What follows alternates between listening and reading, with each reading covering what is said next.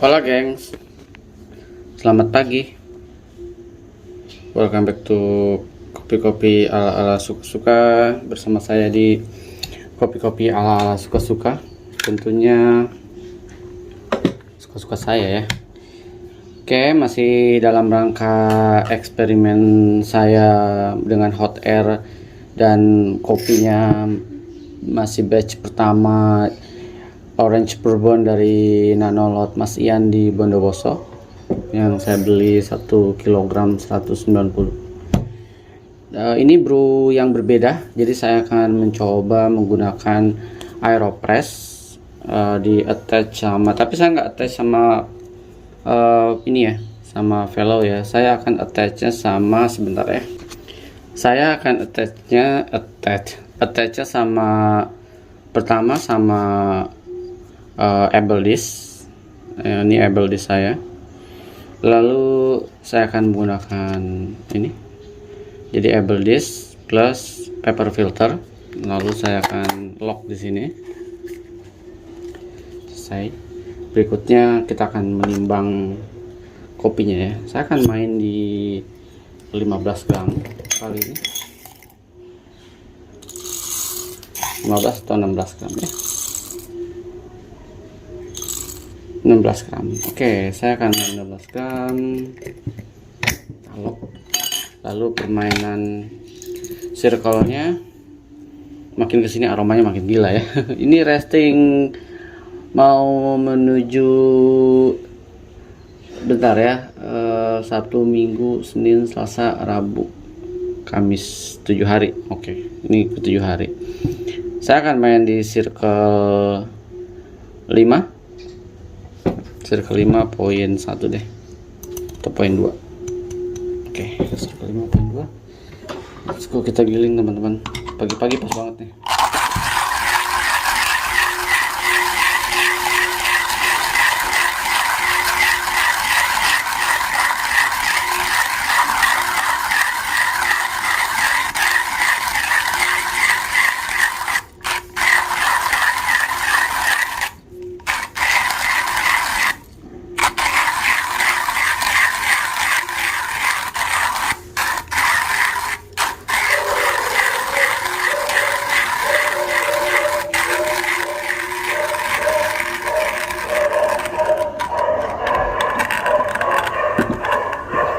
Si anjing kayak mau ngajak ngopi bareng ya.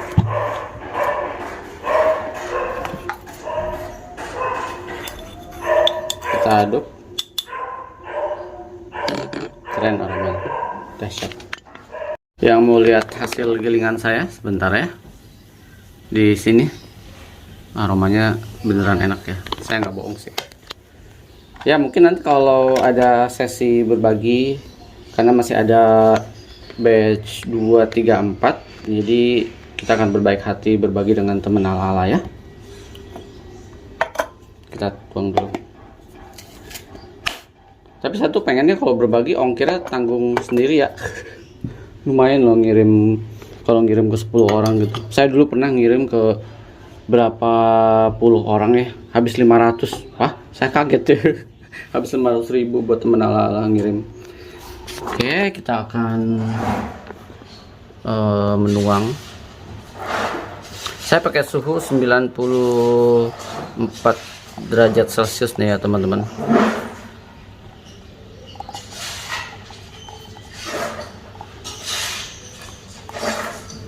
(16 gram), jadi saya akan main di airnya sebentar ya. Kita akan mengira-ngira, saya mau main airnya di 220. Yes, 220. Biarkan dia menetes aja, karena memang ini konsepnya saya beda dari menggunakan si fellow. Lalu saya tutup. Oke, tutup itu biar dia nggak turun lagi, biarin aja menetes sebentar.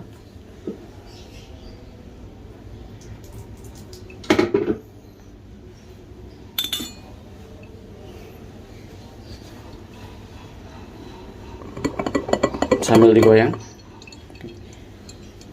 Kita tunggu sekitar 2 menit ya. Sudah 2 menit. Yang saya akan lakukan adalah ngepres, tapi perlahan, santai aja.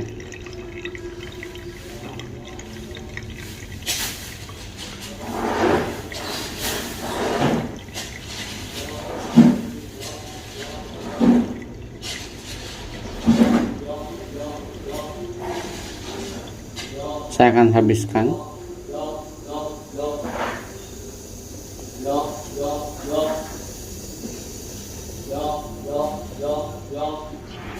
Selesai.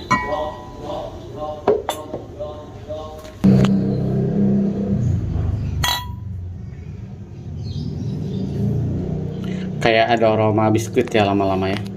Kayak biskof something ya. Biskuit lah, mari regal gitu ya. Seru sih. Daripada banyak berceloteh, kita akan putar dulu supaya senyawa-senyawa di bagian dalamnya bercampur, menyatu menjadi satu kesatuan rasa yang sempurna. Habis itu baru saya tuang. Colornya oke. Segini dulu ya. Lalu kita akan bercerita tentang rasa yang saya rasakan.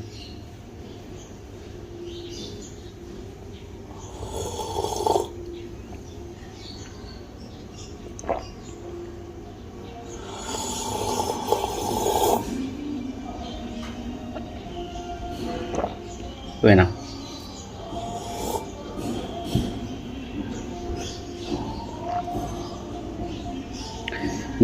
Menggunakan Able Dish sama paper filter lebih lembut lagi dibanding kemarin saya menggunakan Hario Switch. Tapi keduanya tetap memberikan sensasi yang sama sebenarnya rasanya, cuman beda kayak tekstur aja, tekstur ya. Kalau untuk sensasi rasa sama, teksturnya aja yang lebih lembut ya menggunakan Able Dish dan paper filter. Acidity-nya super lembut banget. Sekali lagi, dan lebih berbody. Iya, tepatnya ya, lebih berbody, lebih full body kalau istilah orang-orang. Kalau kemarin pakai Hario Switch lebih medium ya.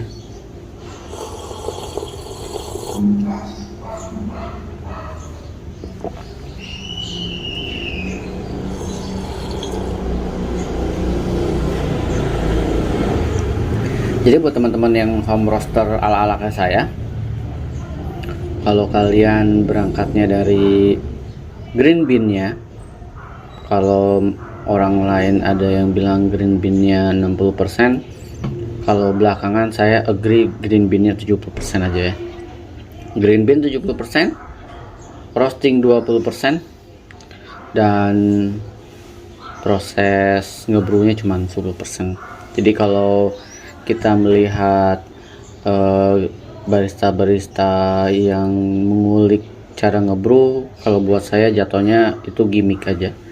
Di perlombaan itu buat saya gimmick aja, karena pada akhirnya kalau kalian punya Laurina, mau pakai stylenya si Tetsu atau si apa yang dari Milan atau dari Korea atau dari Taiwan, dia akan tetap memberikan output rasa yang enak sih. Cuman kadang mungkin intensitasnya yang berbeda ya, kayak misalkan lebih berbody kah dengan Tetsu, pasti berbody, percaya deh. Mau gramasi yang ringan gitu tetap berbody, rasanya sama kok, karena saya udah eksperimen di semua metode-metode brew yang ada beredar dan dijauhkan sebagai metodenya championship.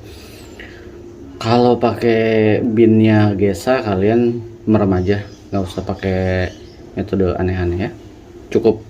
Bahkan kalau saya iseng nggak usah pakai puring yang super nyeni, tuang air dari baskom juga jadi enak kok istilahnya ya teman-teman.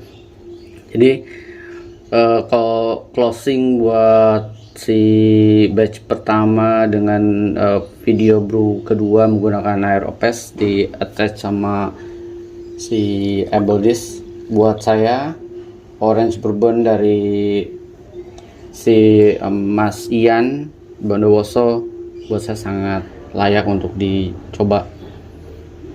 Rasanya enak.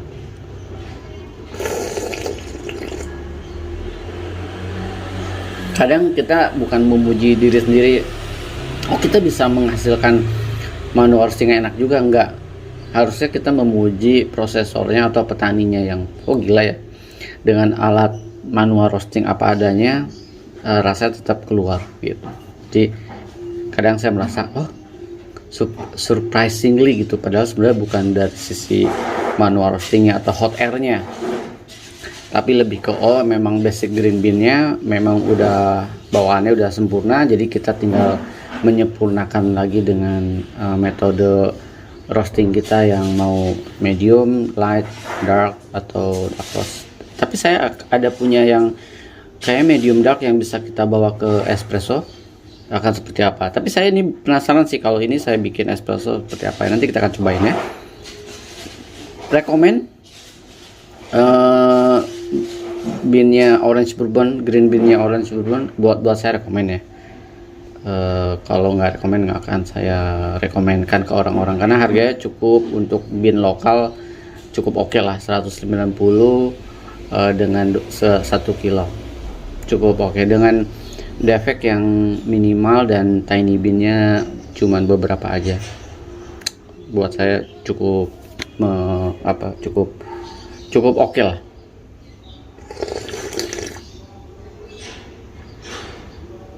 Apalagi kalau misalkan saya dapetin yang per kilo 300.000 ya, pasti lebih sadis lagi. Teman-teman, batch kedua batch pertama udah 2 kali saya brew menggunakan udah saya posting maksudnya. Lalu kita akan iseng nanti sorean kalau dibikin espresso menggunakan cafe latte robot seperti apa ya. Apakah dia memberikan sensasi rasa yang berbeda atau ada ekstraksi yang berbeda daripada menggunakan manual brew yang udah saya lakukan. Teman-teman, sampai ketemu di kopi-kopi ala-ala berikutnya. Ciao.